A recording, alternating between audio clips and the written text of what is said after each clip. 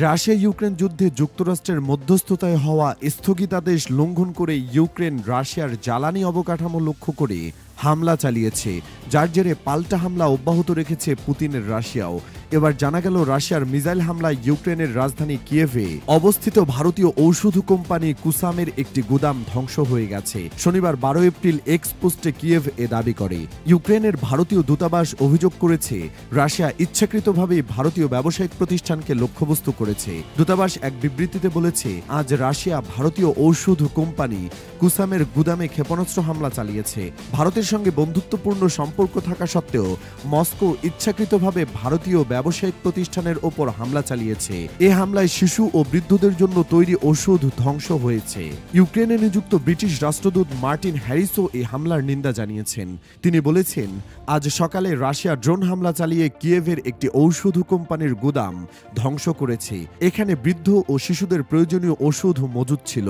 Russia আবারও ইউক্রেনে বেসামরিক নাগরিকদের বিরুদ্ধে সন্ত্রাসী কর্মকাণ্ড চালাচ্ছে। তবে হ্যারিস এই হামলাটি ভারতীয় ঔষধ কোম্পানির গুদামে চালানো হয়েছে কিনা সে বিষয়ে কিছু উল্লেখ করেননি। রাশিয়ার প্রতিরক্ষা মন্ত্রণালয় অভিযোগ করেছে, গত 24 ঘন্টায় ইউক্রেন রাশিয়ার জ্বালানি অবকাঠামো লক্ষ্য করে 5টি হামলা চালিয়েছে, যা যুক্তরাষ্ট্রের মধ্যস্থতায় হওয়া স্থগিতাদেশের লঙ্ঘন।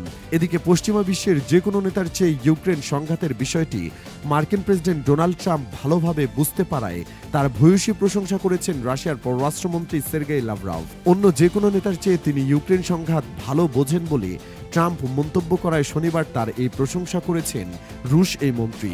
শুক্রবার সেন্ট পিটার্সবার্গে পুতিন ও ট্রাম্পের বিশেষ দূত স্টিভ উইটকফের মধ্যে শান্তি চুক্তির বিষয়ে আলোচনার পর লাভরভ এসব মন্তব্য করেছেন। মস্কো ও ওয়াশিংটনের মাঝে প্রকাশ্যে এবং আড়ালে আলোচনার ক্ষেত্রে প্রধান মধ্যস্থতাকারী হিসেবে হাজির হয়েছেন উইটকফ। প্রসঙ্গত, কয়েক মাস ধরে পোক্রোভস্ক শহরের দক্ষিণে সবচেয়ে ভয়াবহ লড়াই চলছে। দোনেস্ক অঞ্চলের এ শহরটি দিয়ে মূলত যুদ্ধাস্ত্র সরবরাহ করে ইউক্রেন। এখন রুশ বাহিনীর মূল লক্ষ্য নোভো পাভলিভকা শহর। তারা এখন সেদিকেই অগ্রসর হচ্ছে। খেরসনেও জোরদার হামলা চালাচ্ছে মস্কোর বাহিনী। রাশিয়ার সেনাবাহিনীর আক্রমণাত্মক অভিযান সম্মুখ সারিতে তীব্র হয়েছে।